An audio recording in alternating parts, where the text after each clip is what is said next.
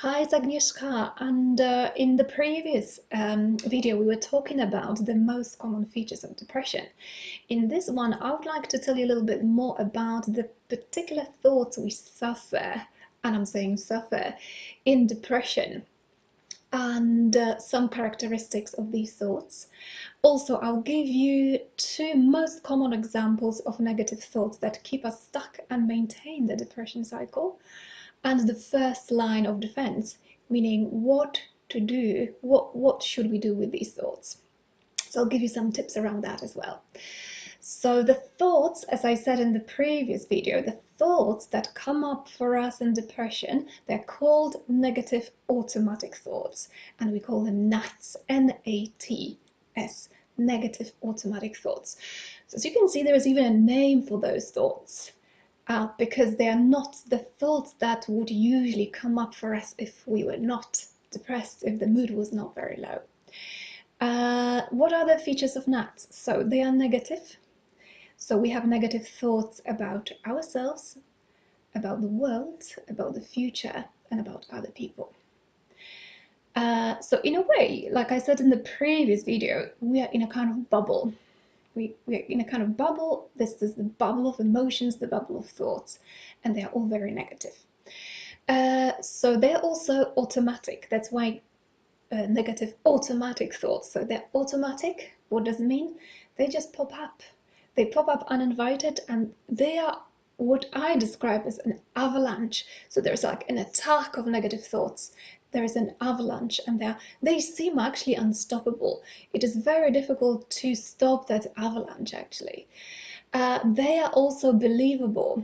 So what does it mean? It means that they seem to be true, and they seem to be facts. But at the same time, they are biased, and that means they are actually not true, that they are distorted. And depression, with depression, it's as if we put on a pair of dark glasses, sunglasses, and we see everything through that negative prism perspective. So we cannot see the positive aspects of anything. That's why our thoughts are distorted. The thing is that they do seem like facts when we are low. They really seem like facts. We buy into them. Because we buy into them, we follow them, we kind of respond to them emotionally, and we get stuck in the cycle of depression.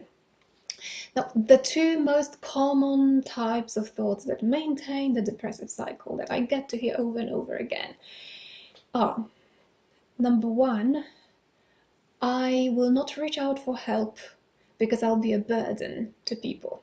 So people do not want to contact the friends, the family members, and they keep isolating themselves more and more because they believe that everything is so horribly negative and bad that if they disclose anything of about their world to someone else, there will be a burden, and that stops them from contacting people.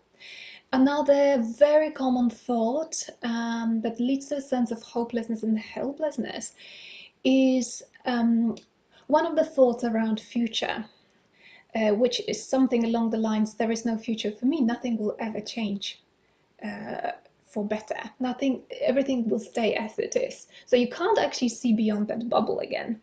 You can't see that the future will be different, and that also maintains the depressive cycle. Now, how do we deal with those thoughts?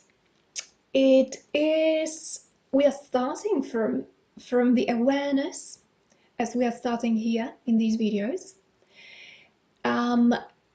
The first thing we do in depression treatment is this awareness, and then trying to distract these thoughts at all means.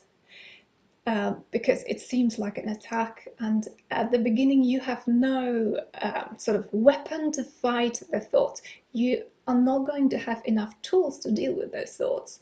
So the easiest thing to do at the beginning is to find out ways to distract yourself from those thoughts.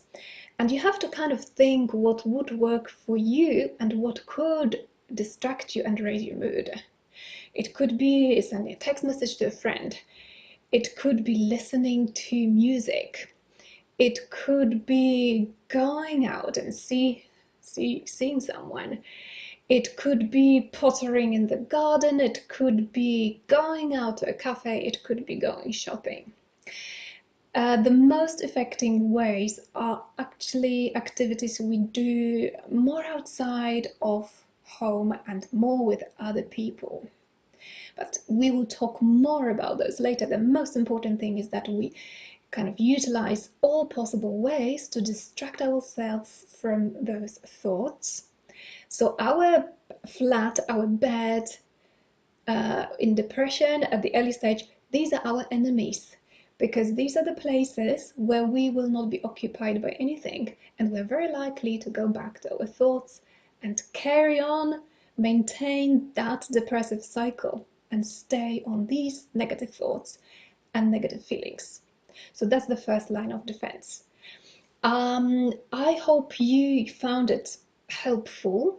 I would really like to see your responses to this video, and I would like to see some kind of I'm curious what you think about those most common negative thoughts that maintain the depression cycle. And a very important thing, I would be very curious to if you could share what techniques you think would be useful for you to distract yourself from the negative thoughts. In the next video, I'll tell you more about how the negative cycle is maintained, how the depressive cycle is maintained, and it's very crucial to understand it to be able to crack it. So we need to know what we are dealing with. Okay, I'll see you in the next video.